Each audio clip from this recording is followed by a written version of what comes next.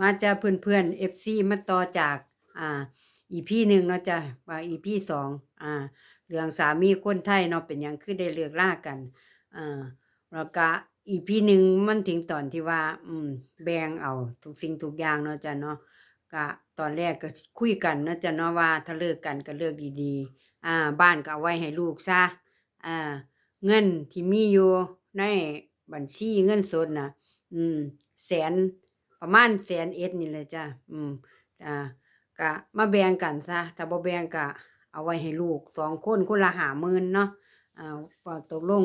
วันนี้ก็บ่ยอมนะจ๊ะเนาะก็บ่ยอมก็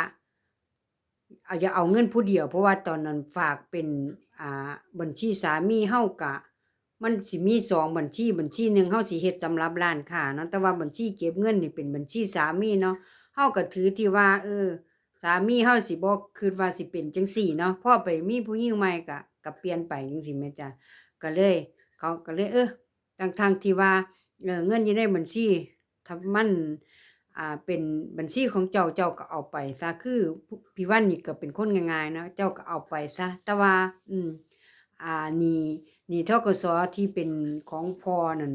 ที่พ่อเพิ่นเคยออกมาให้นั่น60,000เจ้าก็รับใช้ไปเด้อบ่เฮาก็ว่าจั่งซี้เขาก็เว้าว่าจั่งใดรู้บ่พ่อไผหนี้ไผก็ใช้เอานั่นล่ะจ้ะเห็นบ่คนเฮาเนาะถ้าเป็นคนดีมันก็ต้องแสดงความรับผิดชอบช่วยเฮาเพราะว่าก็ได้เงิน100,000ไปแล้วได้รถคันหนึ่งรถIsuzu คันนั้นถ้าแม่นขายตอนนั้นก็สิได้ประมาณอ่า350,000 400,000ล่ะจ้ะเนาะเพราะว่ามันเหลืองวดอยู่แค่10งวดก็สิเบิดจ้ะเนาะรถคันนั้นอ่าพอทีนี้พ่อตกลงสิแบ่งกันแล้วบัดทีนี้มันมีที่นาที่ดิน30ไร่เนาะตอนนั้นเนาะที่ดิน30ไร่ที่ดิน30ไร่10ไร่หนึ่งคือเป็นมรดกของพ่อแม่เพิ่นแบ่งให้10ไร่หนึ่งพี่วันซื้อเอานำน้องชายอีก10ไร่หนึ่งซื้อเอานำพี่ชายเนาะจ้ะเนาะว่านี่เขาก็เลยน้องสาวสามีเก่าก็เลยมาเว้าว่าที่นานั่นอ้ายข้อยก็ขายงัวอยู่พู้นมาซื้อที่นานำเจ้าว่าซั่นเด้เป็นเงิน50,000ตอนสมัยนั้น30ปีที่แล้วเงิน50,000มันหลายเดะจ้ะถ้าเปรียบเทียบก็สิส่ำ500,000ทุกมื้อนี้เนาะบัดทีนี้ก็ได้มาซื้อนำเจ้าก็เลยถามไปว่าสามีเจ้ามาอยู่จักปีแล้วมาอยู่เป็น20กว่าปีเป็น20กว่าปีเออเงิน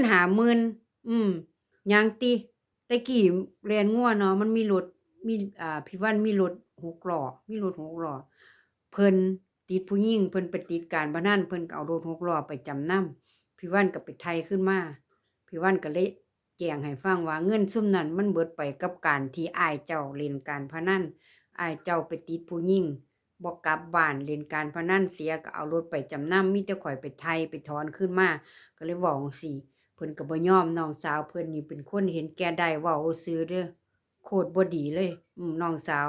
ก็เลยบอกว่าหลานเจ้าก็มีหลานเจ้าอยู่นี่เจ้าสิมาเว้าเอาหยังเรื่องที่นาแต่กี้มีลูก2คนนะแต่ว่าตอนนี้ตายไปแล้วคนหนึ่งหลานเจ้า2คนก็พอดีเอาไว้ให้หลานเจ้า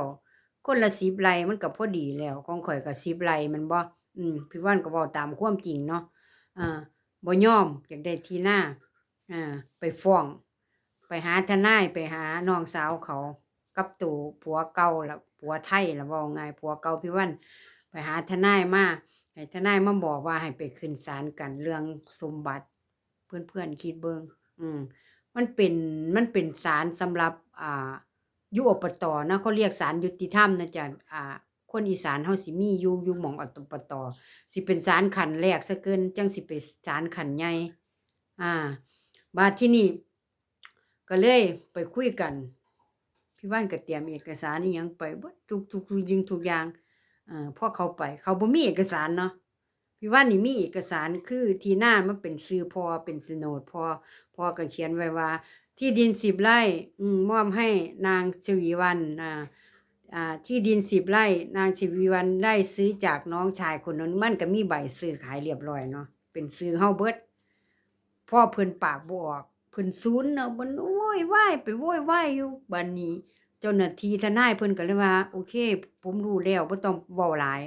บ่ต้องเว้าหลาย อา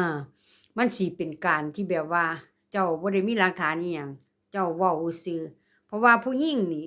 เขาเว้ามานี่มันถือของเขาเบิดทนายเพิ่นว่าเนาะทนายเพิ่นว่าทนายฝ่ายของพี่วันเนาะทนายฝ่ายเขาก็ปากบ่ออกเดะก็ได้แค่เว้าว่าเจ้ามีเอกสารบ่โน่นนั่นนี่อืมบ่มีเอาไปเอามาอ่าที่ดินนั่นที่นาก็เลยเป็นของพี่วันกับของลูกชายเนาะของลูกสาวบัดนี้ เฮาก็คือได้เลิกกันเขาก็ได้รถไปคันหนึ่งเงินสดไป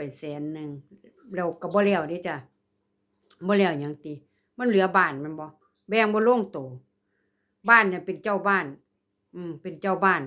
เป็นเขาเป็นเจ้าบ้านแต่ว่าที่ดินนั่นเป็นโฉนดนั่นเป็นชื่อของพี่วันอ้าวนั่นล่ะจ้ะมันสิยุ่งยากกันเนี่ยผู้ใดบ่ได้รู้กฎหมายข้อนี้